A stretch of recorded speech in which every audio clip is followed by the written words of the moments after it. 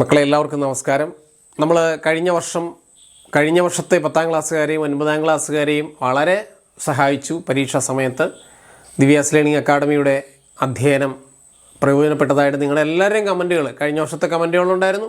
ഈ വർഷം തുടക്കത്തിൽ മയ്യഴിപ്പുഴയുടെ തീരങ്ങളിൽ എന്ന് പറയുന്ന നിങ്ങളുടെ നോവല് നിങ്ങൾക്ക് ക്ലാസ് ആയിട്ട് തരണം എന്ന് പറഞ്ഞിട്ട് ഒത്തിരി കുട്ടികൾ കമൻറ്റ് ചെയ്തിരുന്നു. കേരളത്തിൽ അങ്ങോളം ഇങ്ങോളമുള്ള കുട്ടികൾ തരുന്ന ആ ഒരു സ്നേഹം വളരെ സസന്തോഷം ദിവ്യാസ് ലേണിംഗ് അക്കാഡമിക്ക് സ്വീകരിക്കുകയാണ്. ഒപ്പം ഞാനും. കാരണം നിങ്ങൾക്ക് എൻ്റെ ക്ലാസ് പ്രയോജനപ്പെടുന്നു എന്നറിഞ്ഞതിൽ വളരെ വളരെ സന്തോഷം. പക്ഷേ 10,000-കണക്കിന് കുട്ടികൾ ഇപ്പോൾ ക്ലാസ് കണ്ടു കഴിഞ്ഞു. എങ്കിലും വളരെ ആളുകൾ ഇനിയും ഈ ചാനൽ സബ്സ്ക്രൈബ് ചെയ്യാനുണ്ട്. കാരണം നിങ്ങളുടെ പഠനത്തിന് വേണ്ടി, നിങ്ങളുടെ സഹായത്തിന് വേണ്ടി ഞാൻ നിങ്ങളോട് ആവശ്യപ്പെടുന്ന ഏക കാര്യം നിങ്ങൾ ഈ ചാനൽ സബ്സ്ക്രൈബ് ചെയ്യുക എന്നുള്ളത് മാത്രമാണ്. അപ്പോൾ സബ്സ്ക്രൈബ് ചെയ്താലുള്ള ഒരു ഗുണം, എനിക്ക് കൂടുതൽ വീഡിയോകൾ ഇടാനൊരു പ്രചോദനമുണ്ടാകും. നിങ്ങളുടെ സുഹൃത്തുക്കൾക്ക് നിങ്ങൾക്ക് ഷെയർ ചെയ്ത് കൊടുക്കാനുള്ളൊരു സൗകര്യം ഉണ്ടാകും. ആ കാര്യങ്ങൾ ഒന്ന് ഓർമ്മിപ്പിച്ചുകൊണ്ട് നമുക്ക് ക്ലാസ്സിലേക്ക് പ്രവേശിക്കാം. മയ്യഴിപ്പുഴയുടെ തീരങ്ങളിൽ എന്ന് പറയുന്ന നോവലിൻ്റെ ഒരു ഇൻട്രൊഡക്ഷൻ നമ്മൾ കഴിഞ്ഞ ക്ലാസ്സിൽ തന്നിരുന്നു. പക്ഷേ അതിൻ്റെ അധ്യായങ്ങളിലേക്ക് നമ്മൾ പ്രവേശിക്കാൻ പോവുകയാണ്. ഇന്ന് നമ്മൾ 1-2 അധ്യായങ്ങൾ ചർച്ച ചെയ്യുകയാണ്. 1-2 അധ്യായങ്ങൾ ആ നോവലിൻ്റെ തുടക്കത്തിലേക്ക്, അല്ലെങ്കിൽ നമ്മളൊരു വീടിൻ്റെ ഉള്ളിലേക്ക് പ്രവേശിക്കുമ്പോൾ ആ പ്രവേശിക്കുന്നതിന് ഒരു വാതിലുണ്ടാകും. ആ വാതിലിൻ്റെ അകത്തെ സംവിധാനങ്ങളൊക്കെ ഉണ്ടാകും എന്നത് കാണുന്നത് പോലെ മാത്രം നിങ്ങൾ ഈ അധ്യായം കണ്ടാൽ മതി. 1-2 അധ്യായങ്ങൾ കണ്ടാൽ മതി. 1-2 അധ്യായങ്ങളിലെ ചോദ്യങ്ങൾ ഏതൊക്കെയാണെന്ന് ഞാൻ പറയാം. അതിനു മുൻപ് അധ്യായത്തിൻ്റെ ഒരു രത്നച്ചുരുക്കവും കഥാപാത്രങ്ങളും നിങ്ങളുടെ ഓർമ്മയിലുണ്ടാകണം. അപ്പോൾ റിയൂ ദ റെസിഡാംസ് രണ്ടും ഫ്രഞ്ച് വാക്കുകളാണ്.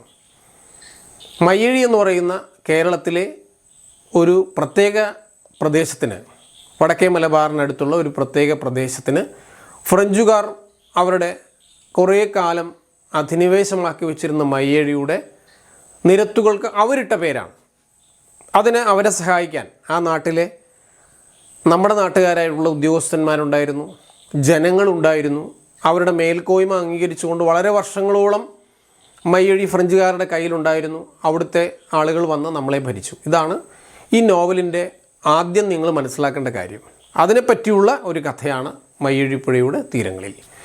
മയ്യഴിപ്പുഴയുടെ തീരങ്ങളിൽ നായകൻ ദാസൻ എന്ന് പറയുന്ന ഒരു ചെറുപ്പക്കാരനാണ്. അപ്പോൾ ദാസൻ്റെ ജനനത്തിന് മുൻപ് എന്നാണ് നോവൽ തുടങ്ങുമ്പോൾ തന്നെ എഴുത്തുകാരനായ എം കുന്നൻ നമ്മളോട് പറയുന്നത്. ദാസൻ്റെ വീട്ടിൽ നിന്നാണ് നമ്മൾ കഥാപാത്രങ്ങളെ പരിചയപ്പെട്ട് തുടങ്ങേണ്ടത്.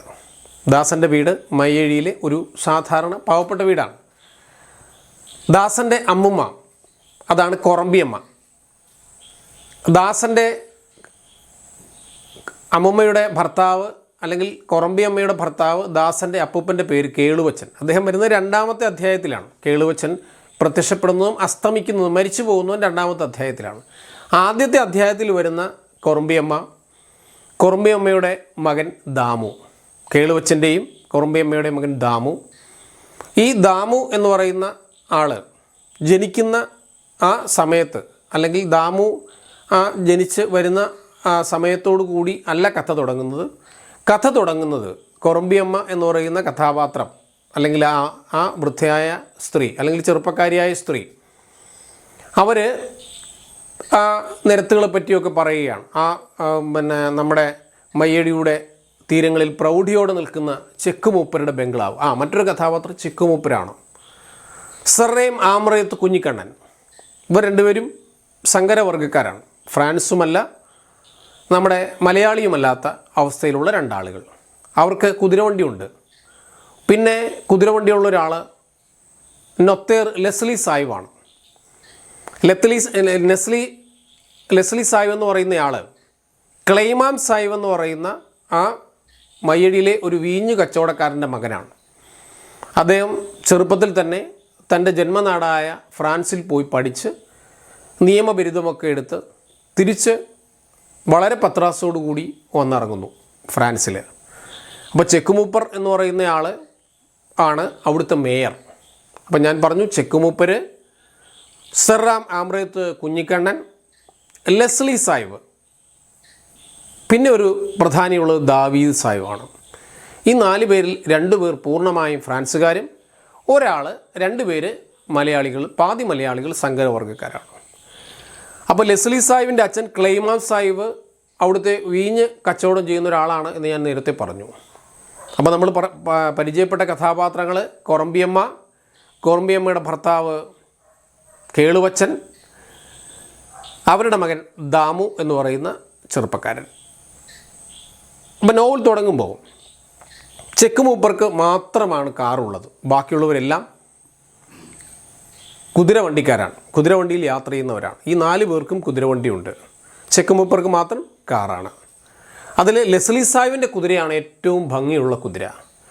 ആ കുതിരകളെ പൂട്ടിയ വണ്ടിയിൽ ലെസ്ലി സാഹിബ് വരുമ്പോൾ ആ നാട്ടിലെ പെണ്ണുങ്ങളൊക്കെ ഇങ്ങനെ കൗതുകത്തോടും കൊതിയോടുകൂടി നോക്കി നിൽക്കും. കാൽസറായിട്ട് ഓവർകോട്ടൊക്കെ അണിഞ്ഞു വരുന്ന ലെസ്ലി സാഹിബ് അതീവ സുന്ദരനായിരുന്നു, ക്ലെയ്മാൻ സാഹിബിൻ്റെ മകൻ.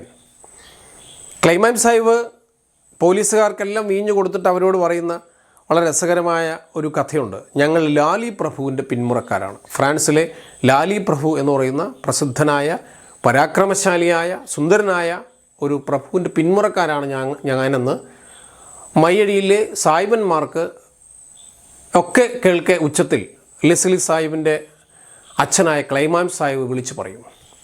അയാൾ കൊമ്പം മീശയൊക്കെയുള്ള ഒരു ആളാണ്. അപ്പോൾ അങ്ങനെ 4-5 കഥാപാത്രങ്ങളെ നമ്മൾ പഠിച്ചു. അപ്പോൾ ചെക്ക് മൂപ്പരുടെ കാറ് കാണാനായിട്ട് ചെക്ക് മൂപ്പർക്ക് ഫ്രാൻസിൽ നിന്നൊരു കാറ് വന്നു, നല്ല നിറമുള്ള സുന്ദരമായ നിറമുള്ളൊരു കാറ്. ആ കാറ് കാണാനായിട്ട് നമ്മുടെ കൊറമ്പിയമ്മയെ നിരത്തിന് വെളിയിൽ നിന്നുകൊണ്ട് വേശ്യയും ദാവീദ് സാഹിബിൻ്റെ വെപ്പാട്ടിയുമായ കുഞ്ഞിച്ചിരുത എന്ന സുന്ദരി വിളിക്കുകയാണ്. കൊറമ്പിയമ്മ നിങ്ങൾ വരുന്നില്ലേ, ചെക്ക് മൂപ്പരുടെ കാറ് തുറമുഖത്ത് വന്നിരിക്കുന്നു, കൊറമ്പിയമ്മയ്ക്ക് പോയാൽ കൊള്ളാമെന്ന് വലിയ ആഗ്രഹമുണ്ട്. പക്ഷേ മകൻ വന്ന് ദാമു വന്ന് ചോദിച്ചിട്ടേ പോകാൻ കഴിയൂ, അതുകൊണ്ട് അവർ വിഷമിച്ചു കുഞ്ഞിച്ചിരുതയെ കയറിയിരിക്കുക എന്ന് പറയുകയാണ് നോവലിൻ്റെ തുടക്കത്തിൽ. കുഞ്ഞിച്ചിരുതയ്ക്ക് സമയമില്ല, കാരണം ദാവീദ് സാഹിബിൻ്റെ ബംഗ്ലാവിൽ കാറ് കണ്ടതിന് ശേഷം ചിരുതയ്ക്ക് പോകാനുള്ളതാണ്. അങ്ങനെ അവൾ പോയി. പുരുഷാരം കൊണ്ട് ആ കടൽപ്പുറം നിറഞ്ഞു. കാറ് കണ്ട എല്ലാവരും ആ കാറിൽ മുഖം നോക്കാം എന്ന് തിരിച്ചറിഞ്ഞു. ദാമു വന്നതനുസരിച്ച് കൊറമ്പിയമ്മ ചോദിച്ചു, ഞാനും പോയി കാറ് കണ്ടോട്ടെ.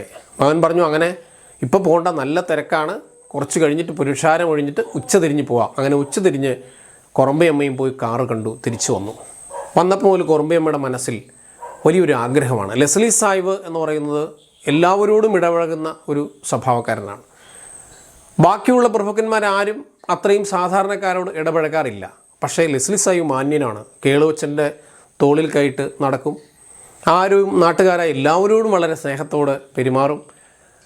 പക്ഷേ ചെക്ക് മൂപ്പർ എന്ന് പറയുന്നത് ഇന്ത്യക്കാരനാണ്, ഫ്രാൻസിലൊക്കെ പോയി പഠിച്ച് ഒരു മദാമയൊക്കെ കല്യാണം കഴിച്ചു വന്ന് ഈ ഫ്രാൻസുകാരുടെ സ്നേഹം പിടിച്ചുപറ്റി അങ്ങനെ ആ നാട്ടിലെ മേയറായിട്ട് പരിലസിക്കുന്നയാളാണ്. മേയറുടെ ബംഗ്ലാവിലേക്ക് എല്ലാ ദിവസവും വൈകുന്നേരങ്ങളിൽ ഈ 4 പേരും കുതിരവണ്ടിയിൽ യാത്ര ചെയ്യും. ആ കുതിരവണ്ടി ചെന്ന് അവസാനിക്കുന്നത് അന്ന് അവരുടെ വിരുന്ന് പാർട്ടിയിലേക്കാണ്. രാത്രി വീഞ്ഞു കുടിച്ച് ഉന്മത്തരായ ഈ ഉദ്യോഗസ്ഥന്മാരെ ഞാൻ ഒന്നുകൂടെ പറയാം. സർ ആമ്രയത്ത് കുഞ്ഞിക്കണ്ണൻ, ലെസ്ലി സാഹിബ് ഫ്രാൻസിൽ പോയി പഠിച്ച് ഉദ്യോഗം വാങ്ങി ഇവിടെ വന്ന് ജോലിയിൽ പ്രവേശിച്ച ആളാണ് ലെസ്ലി സാഹിബ്. അതുപോലെ തന്നെ മേയർ ചെക്ക് മൂപ്പൻ, ദാവീദ് സാഹിബ്, ഈ 4 പേരും രാത്രി അവരുടെ വണ്ടിക്കാരുടെ വണ്ടിയിൽ, കുതിരവണ്ടിയിൽ നമ്മുടെ ചെക്ക് മൂപ്പരുടെ ബംഗ്ലാവിൽ പോകുന്നു. രാത്രി വിളക്കുകൾ അണയുമ്പോൾ അവർ തിരിച്ചു പോകുമ്പോൾ നിരത്തുകളിലൊക്കെ വിളക്കുകൾ തെളിഞ്ഞിട്ടുണ്ടാവും. ഈ വിളക്ക് തെളിക്കുന്ന ഒരു ഒറ്റക്കാലിൽ മുടന്തുള്ളൊരു കുഞ്ചക്കനാണ്. കുഞ്ചക്കൻ്റെ പണി അതാണ്. ഈ ടാർ കുറ്റികളിൽ വിളക്ക് തെളിക്കുക. കറണ്ട് വന്നിട്ടില്ലാത്ത കാലം മണ്ണെണ്ണ ടിന്നും കയ്യിലൊരു തോളിലൊരു ഏണിയുമായി കുഞ്ചക്കൻ നടന്നു പോകുന്നത് അത്ഭുതകരമായ കാഴ്ചയാണ്. മയ്യഴിയുടെ മക്കൾക്ക് ഫ്രാൻസ് എന്നും ഒരു സ്വപ്നഭൂമിയാണ്. കാരണം ഫ്രാൻസിൽ നിന്ന് വരുന്നവരൊക്കെ വെളുത്ത് സുന്ദരന്മാരായിട്ടുള്ള ആളുകൾ, നീലക്കണ്ണുകളുള്ളവർ, ചുരുണ്ട നീണ്ട മുടിയുള്ള ആളുകൾ, അവരുടെ സ്ത്രീകളാണെങ്കിൽ വളരെ സുന്ദരികളായിട്ടുള്ള പെൺകുട്ടികൾ. നമ്മുടെ നാട്ടിലെ പാവപ്പെട്ട ആളുകളോട് സഹകരിക്കുന്ന ആളുകളും സഹകരിക്കാത്ത ആളുകളുമുണ്ട്. ചെക്ക് മൂപ്പരുടെ ഭാര്യ തന്നെ അദ്ദേഹം ഫ്രാൻസിൽ പോയി പഠിച്ചു വന്നപ്പോൾ അവിടുന്ന് കല്യാണം കഴിച്ചു കൊണ്ടുവന്ന മദാമ്മയാണ്. എന്നാൽ ബഹുഭൂരിപക്ഷം ഇവിടെ താമസിക്കുന്ന ഫ്രാൻസുകാരും അവരുടെ ജന്മഭൂമിയിൽ പോയി പെട്ടെന്ന് തന്നെ മടങ്ങി വന്ന് വീണ്ടും ഇവിടെ തന്നെ ജീവിതം നയിക്കുന്നവരാണ്. അങ്ങനെ ഫ്രാൻസ് സമം ഇന്ത്യ എന്നൊരവസ്ഥ മഴയുടെ മക്കൾക്ക് എന്നേ മനഃപ്പാടമായിരിക്കുന്നു.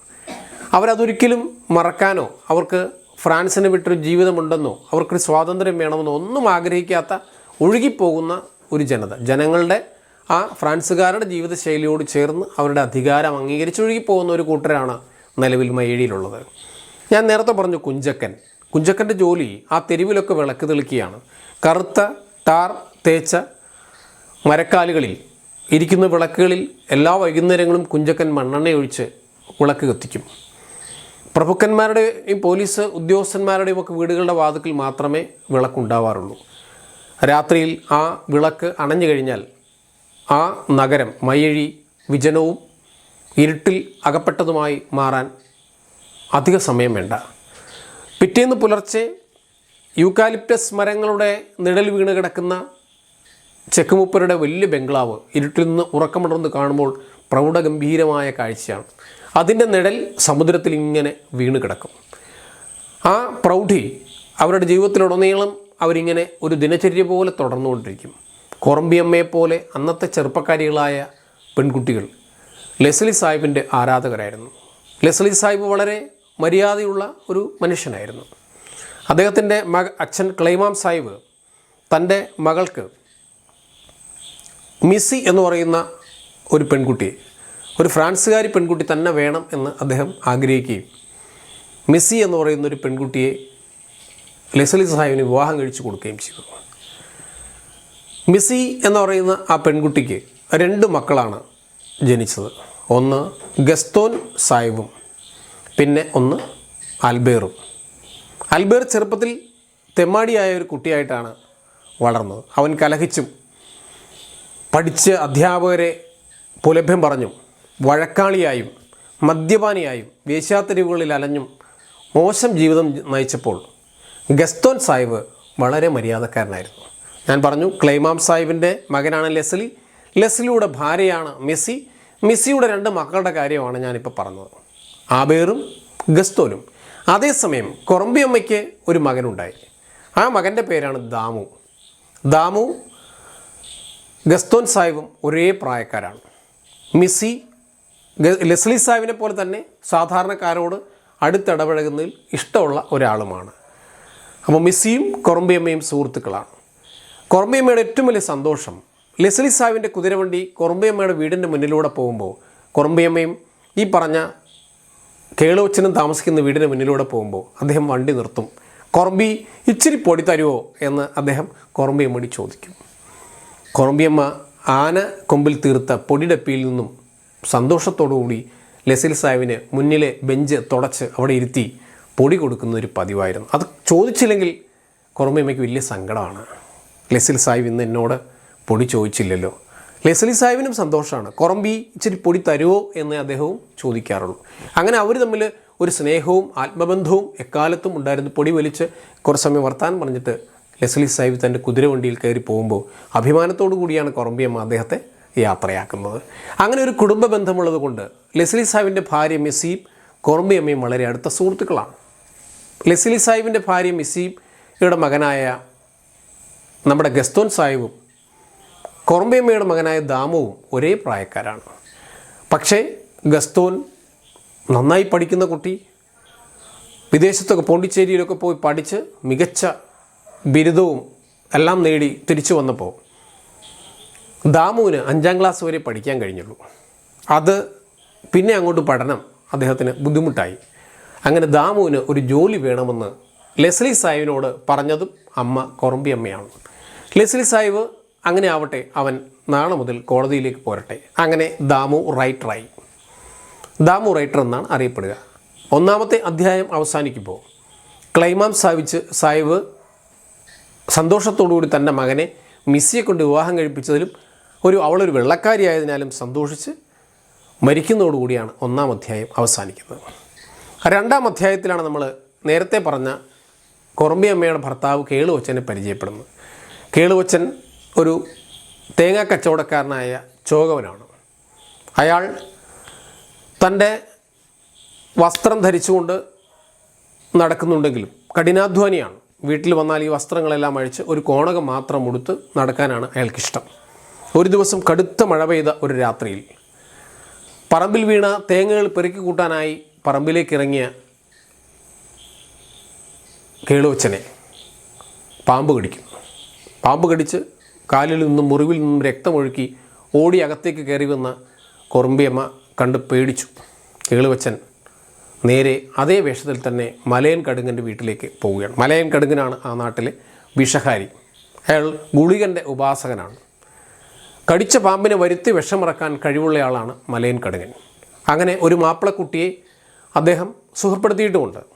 മയ്യഴിപ്പുഴ നീന്തി പാമ്പ് വരികയും ആ കടിച്ച മാപ്പിളക്കുട്ടിയുടെ കാലിൽ നിന്ന് രക്തം ഊറ്റിയെടുക്കുകയും ചെയ്ത് രക്ഷിച്ച കഥ നാട്ടിൽ പാട്ടാണ്. അതുകൊണ്ട് മലയൻ കടുങ്ങൻ എന്ന മന്ത്രവാദിയിൽ വിശ്വാസമർപ്പിച്ച് ചാടിച്ചാടി ഒറ്റക്കാലിൽ ചാടിച്ചാടി കേളുവച്ചൻ എവിടെ എത്തുന്നു? മലയൻ കടുങ്ങൻ്റെ വീട്ടിലെത്തുന്നു. മലയൻ കടുങ്ങൻ പ്രതീക്ഷിച്ചെന്ന പോലെ വാതുക്കലുണ്ട്. അദ്ദേഹത്തെ താഴെ ഇരുത്തി എന്തോ മന്ത്രങ്ങളൊക്കെ നാഗമന്ത്രങ്ങളൊക്കെ ഉരുവിട്ട് ഒരു പോള കണ്ണടക്കരുത് എന്ന് നിർദ്ദേശം കൊടുത്ത് എന്തോ ഒരു മരുന്നും കൊടുത്ത് രാത്രിയിൽ മടക്കി അയക്കുകയാണ്. പക്ഷേ കേളുവച്ചൻ വീട്ടിലെത്തുന്നതിന് മുൻപ് വഴിയിൽ വീണ് മരിച്ചുപോയി. ഈ പറഞ്ഞ അയാളുടെ ഭാര്യയായ കുറുമ്പിയമ്മ കുറേ കാലം കരഞ്ഞു, കുറേ സങ്കടപ്പെട്ടു. ഒടുവിൽ അവരും കാലയവനികൾക്കുള്ളിൽ ആ കഥ മറഞ്ഞുപോയി. അങ്ങനെ ദാമുവിന്, കുറുമ്പിയമ്മയുടെ മകനായ ദാമുവിന് ഒരു വിവാഹം കഴിക്കണമെന്ന് ദാമു ആഗ്രഹിക്കുന്നു. ദാമുവിൻ്റെ അമ്മയായ കുറുമ്പിയമ്മ ആഗ്രഹിക്കുന്നു. അവർ അക്കാര്യം മിസ്സിയോട് പറയുകയും കൗസു എന്ന് പറയുന്ന ഒരു പെൺകുട്ടിയെ വിവാഹം കഴിക്കുകയും ചെയ്യുന്നു. കേളുവച്ചൻ കല്യാണം കഴിക്കുമ്പോൾ കേളുവച്ചന് 17 വയസ്സാണ്, കുറുമ്പിയമ്മയ്ക്ക് 12. അക്കാലത്ത് മീശ മുളച്ചു തുടങ്ങിയ ചെറുപ്പക്കാരെല്ലാം മയ്യഴിയിൽ വിവാഹിതരായിരുന്നു. അതുകൊണ്ടാണ് കേളുവച്ചൻ കല്യാണം കഴിച്ചതും. 12 വയസ്സിൽ കല്യാണം കഴിച്ച കുറുമ്പിയമ്മയ്ക്ക് അവരുടെ ഭർതൃഗൃഹത്തിലെത്തിയതിന് ശേഷമാണ് അവരൊരു സ്ത്രീയാണ്, ആ ശാരീരിക മാറ്റങ്ങളിലൂടെ അവരൊരു സ്ത്രീ ആയിട്ട് മാറിയത്. അങ്ങനെയാണ്. അപ്പോൾ അതിനുശേഷമാണ് ദാമുവിൻ്റെ അമ്മയായി മാറുന്നത്. അപ്പോൾ അതുകൊണ്ട് അതേ പ്രായത്തിൽ തന്നെയുള്ള ഗസ്തോൻ ലെസ്ലി സായിവും ദാമുവിൻ്റെ പ്രായക്കാരനാണെന്ന് നേരത്തെ പറഞ്ഞല്ലോ. ലെസ്ലി സായും മിസ്സിയെ വിവാഹം കഴിച്ചതും അങ്ങനെയാണ്. അവരുടെ കുട്ടികളുടെ കാര്യങ്ങളൊക്കെ നമ്മൾ നേരത്തെ പറഞ്ഞു. ലെസ്ലി സായിവിൻ്റെ മകൻ ആബേർ ഫ്രാൻസ് ലോക യുദ്ധത്തിൽ ഏർപ്പെടുന്ന സമയത്ത് യുദ്ധത്തിൽ പട്ടാളത്തിൽ ചേരുകയും ഫ്രാൻസിലേക്ക് മടങ്ങിപ്പോയതിനു ശേഷം അയാളെപ്പറ്റി യാതൊരു വിവരവുമില്ല. അങ്ങനെ മയ്യഴിയുടെ മക്കൾ പതുക്കെ പതുക്കെ പതുക്കെ മറ്റ് ചിന്തകളെല്ലാം മാറി ഫ്രാൻസ് അല്ലെങ്കിൽ ഫ്രാൻസിൻ്റെ അധികാരം, ഫ്രാൻസിൻ്റെ ജീവിതചര്യകളിലേക്ക് പതുക്കെ പതുക്കെ ലയിച്ച് ചേരുകയാണ്. അങ്ങനെയാണ് കൗസുവിനും ദാമുവിനും, അതായത് കുറുമ്പിയമ്മയുടെ മകനും മകൾക്കും ദാസൻ എന്ന് പറയുന്ന മകൻ ജനിക്കുന്നത്. അപ്പോൾ ദാസനും ഗസ്തോൻ സായിവും, അതായത് ലെസ്ലിയുടെയും ഈ പറഞ്ഞ ലെസ്ലി സായിവിൻ്റെയും നമ്മുടെ മിസ്സിയുടെയും മകൻ ഗസ്തോൻ സായും ഒരു പ്രായക്കാരാണ് എന്ന് ഞാൻ പറഞ്ഞല്ലോ. അപ്പോൾ അങ്ങനെ കുറുമ്പിയമ്മയുടെ ദാസൻ മീൻസ് ദാമുവിൻ്റെയും കൗസുവിൻ്റെയും മകൻ ഗസ്തോൻ സായുവിൻ്റെ കല്യാണത്തിന് അയാൾ ആദ്യം സമ്മതിച്ചില്ല. പക്ഷേ ദാമുവിൻ്റെ കല്യാണം നിശ്ചയിച്ചപ്പോൾ അവൻ്റെ അമ്മയായ മിസ്സി വളരെ സങ്കടപ്പെട്ടതിൻ്റെ വെളിച്ചത്തിൽ ദാമു ഗസ്തോനോട് ചോദിച്ചു, നീ എന്താ കല്യാണം കഴിക്കാത്തത്? അങ്ങനെ നിർബന്ധിച്ചാണ് പോണ്ടിച്ചേരിയിലെ തെരേസ എന്ന് പറയുന്ന ഒരു സായിവിൻ്റെ മകളെ, അർമാം സായിവ് എന്ന് പറയുന്ന ഒരു സായിവിൻ്റെ മകളെ, അയാൾ പോണ്ടിച്ചേരി മേയറായിരുന്നു, അയാളുടെ മകളെ ലെസ്ലി സായിവിൻ്റെ മകനായ ഗസ്തോനെ കൊണ്ട് വിവാഹം കഴിപ്പിക്കുന്നത്. ഗസ്തോൻ സായിവ് വിവാഹത്തിന് ശേഷം പോണ്ടിച്ചേരിയിലേക്ക് കപ്പൽ കയറി മധുവിധുവിന് പോയി. ദാമു തൻ്റെ കൗസു എന്ന് പറയുന്ന ഭാര്യയുമായിട്ട് ഇവിടെ ജീവിതം ആരംഭിച്ചു. ദാസൻ ജനിച്ചു എന്ന് ഞാൻ പറഞ്ഞല്ലോ. പക്ഷേ വളരെ കാലം ഗസ്തോൻ സാഹിബ് കഴിഞ്ഞിട്ട് മടങ്ങിയെത്തിയ, പോണ്ടിച്ചേരിയിൽ മധുവിധുവിന് പോയി മടങ്ങിയെത്തിയ ഗസ്തോൻ സാഹിബ് അവശനും ദുർബലനും കൂനിക്കൂടിയവനും ഒക്കെയായിട്ട് നിരാശപ്പെട്ട് മടങ്ങി വന്നു. അയാളുടെ ഭാര്യയായ തെരേസ തിരികെ മടങ്ങി വന്നതേയില്ല. അങ്ങനെ രഹസ്യമായി അയാളെ ജനം ഷണ്ടൻ സാഹിബ് എന്ന് വിളിച്ചു. തിരികെ വന്ന ദിവസം തന്നെ അയാൾ വീടിൻ്റെ 2ാം നിലയിൽ കയറി കതകടച്ച് രാത്രിയിൽ ഏതോ യാമങ്ങളിൽ നിരാശാജനകമായ വയലിൻ, ഗിറ്റാർ വായിക്കുന്നതായിട്ട് നമുക്ക് കേൾക്കാൻ കഴിയും. അങ്ങനെ രാത്രിയുടെ യാമങ്ങളിൽ ആ മുറിക്കകത്തു നിന്ന് പുറത്തിറങ്ങാതെ ഗസ്തോൻ സാഹിബ് ഏകാന്ത ജീവിതം ആരംഭിച്ചതും അന്ന് തന്നെയാണ്. അങ്ങനെ 2 ദശകളിലൂടെ കടന്നു പോകുന്ന ഈ നോവലിലെ ആദ്യ കഥാപാത്രങ്ങളെ നമ്മൾ പരിചയപ്പെട്ടു.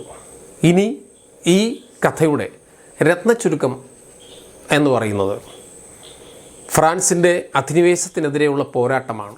ദാസൻ എന്ന് പറഞ്ഞ നമ്മൾ നേരത്തെ കണ്ട നായകൻ്റെ നേതൃത്വത്തിൽ കമ്മ്യൂണിസ്റ്റ് ആശയങ്ങളുടെ നേതൃത്വത്തിലുള്ള പോരാട്ടമാണ് ഈ കഥയുടെ രത്നച്ചുരുക്കം. അവസാനം പോരാട്ടം പരാജയപ്പെടുന്നതും ദാമു അസ്തമിക്കുന്നതുമായി തീരുമ്പോൾ നോവൽ അവസാനിക്കും. നമ്മൾ ചർച്ച ചെയ്ത ഈ 2 അധ്യായങ്ങളിലെയും ചോദ്യോത്തരങ്ങൾ നമുക്ക് വളരെ ഷോർട്ടാക്കി അടുത്ത ഒരു ചെറിയ അധ്യായത്തിൽ പറയാം. 4 അധ്യായങ്ങൾ ഒരുമിച്ച് പറയുന്നതായിരിക്കും നല്ലത് എന്ന് തോന്നുന്നതുകൊണ്ടാണ് ഈ സമയത്ത് പറയാതിരുന്നത്. എല്ലാവർക്കും ചെറുതായെങ്കിലും നന്നായി ക്ലാസ് മനസ്സിലായിട്ടുണ്ടാകുമെന്നാണ് എൻ്റെ വിചാരം. കുട്ടികൾ ചെയ്യേണ്ട ഏക സഹായം ഈ ചാനൽ നിങ്ങൾക്ക് സബ്സ്ക്രൈബ് ചെയ്യാനുള്ള അവസരമായി ഇതിനെ കാണുക. എല്ലാ വീഡിയോകളും മറ്റു വീഡിയോകളുമൊക്കെ പിന്നാലെ വരുന്നുണ്ട്. ക്ലാസ്സുമായി ബന്ധപ്പെട്ട എല്ലാ വീഡിയോകളും നിങ്ങളുടെ സശ്രദ്ധമായ സൂക്ഷ്മമായ ശ്രദ്ധയ്ക്ക് വഴിവരുത്തട്ടെ. അത് നിങ്ങൾക്ക് മാർക്കിലേക്ക് വളരാനുള്ള അവസരമാകട്ടെ എന്ന് ആശംസിച്ചുകൊണ്ട് എല്ലാവർക്കും ഒരിക്കൽ കൂടി ദിവ്യാസ് ലേണിംഗ് അക്കാഡമിയുടെ 1000 ആശംസകൾ. നന്ദി, നമസ്കാരം.